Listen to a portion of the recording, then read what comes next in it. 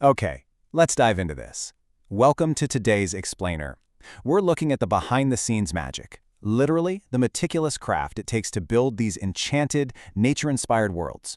You know that feeling when you see a beautiful folklore illustration or like a perfectly styled woodland picnic and you just think, wow, that is purely magical?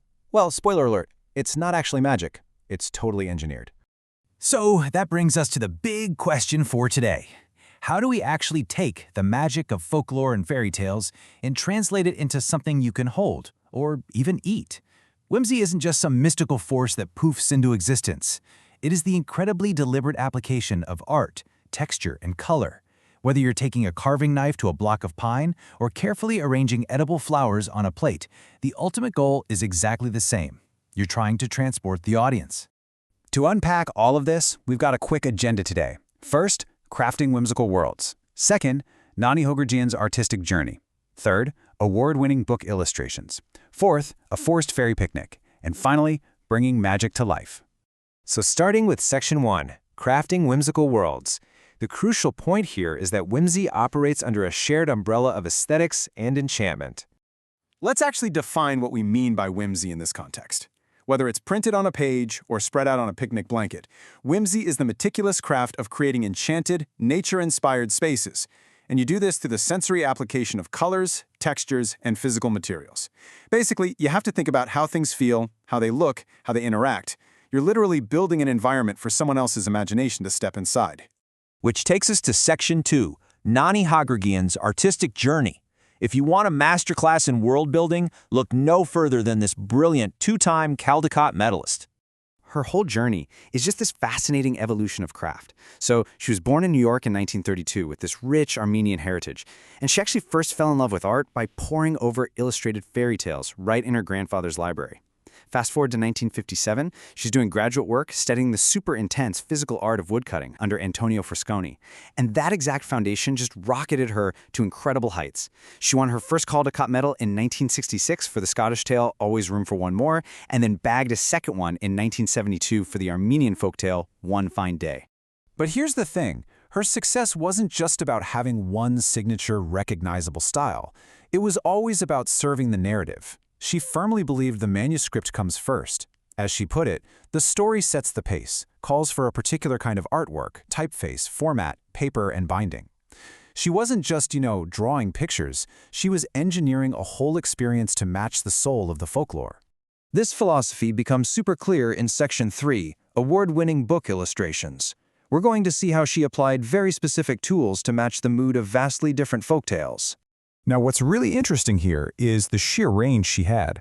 I mean, look at how dynamically she adapts her medium. For a book about Chinook salmon biology called The White Palace, she uses diluted oils to create these striking, watery aquatic effects.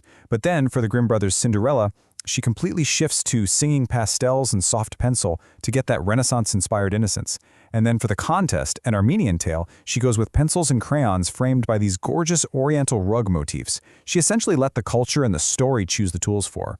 Even with all that versatility, she had this deep foundational love for woodblocks. She loved that strong, earthy quality. In fact, she compared the physical act of cutting into a pine block to plowing the earth. It was tactile, it was grounding, just a very ancient feeling. But, and this is what makes her a true master, right? She knew exactly when to put her favorite tools down. When she was illustrating her first Caldecott winner, that Scottish song Always Room for One More, she realized woodblocks were just way too harsh for such a gentle lyrical story. So she pivoted entirely. She chose delicate pen and ink crosshatching, layered with soft chalk, specifically to nail those soft heather tones of the Scottish landscape.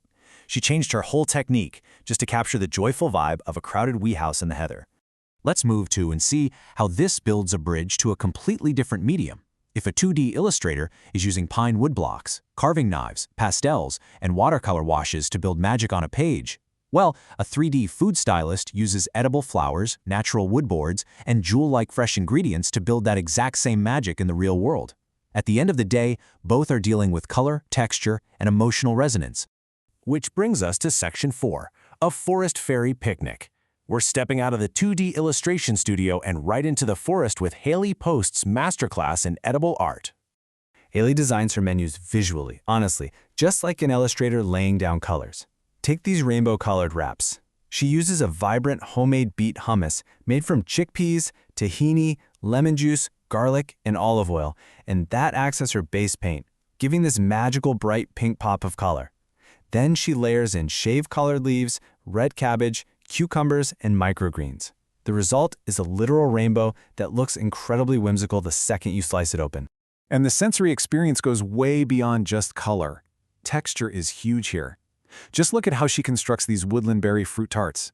She bakes an almond flour crust, pipes in a super fluffy mascarpone and cream cheese filling. But then, this is brilliant.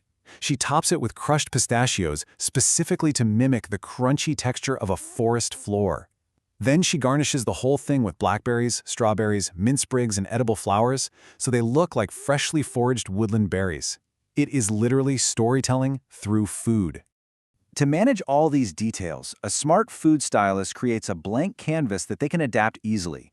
By blending a base of 11 ounces of goat cheese with 4 ounces of cream cheese, 2 tablespoons of fresh lemon juice, and a teaspoon of honey, she creates this incredibly smooth, creamy foundation. And this brilliantly illustrates the concept of variation on a theme. From that single, creamy base spread onto toasted baguettes, she yields this stunning variety of woodland bites. You've got blackberry with thyme and microgreens, strawberry paired with mint, halved cherry tomatoes accented with dill. It gives you an elegant, visually diverse board, but with very little extra effort. To anchor her savory side, she whips up a green goddess-inspired yogurt dip. She takes 2 whole cups of fresh, seasonal soft herbs, we're talking parsley, basil, cilantro, and dill, and blends them right into whole milk Greek yogurt with lemon, garlic, olive oil, and a dash of hot sauce. After a quick chill to thicken it up, she gets this vibrantly green, highly flavorful centerpiece. And when you serve that right in the middle of a rainbow vegetable platter, covered in more edible flowers, it perfectly nails that enchanted forest aesthetic. Finally, let's pull all of this together in Section 5, bringing magic to life.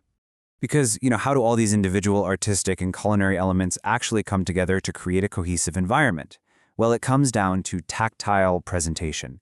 Haley Post doesn't just plop food on the grass. She layers multiple blankets to make the ground feel spacious and inviting. She uses a low folding table so the eating surface is elevated and comfortable. She even takes ordinary grocery store flowers and arranges them super loosely in vases so they feel like they were just foraged from the woods around you. And crucially, the food is served on natural wood boards and stands.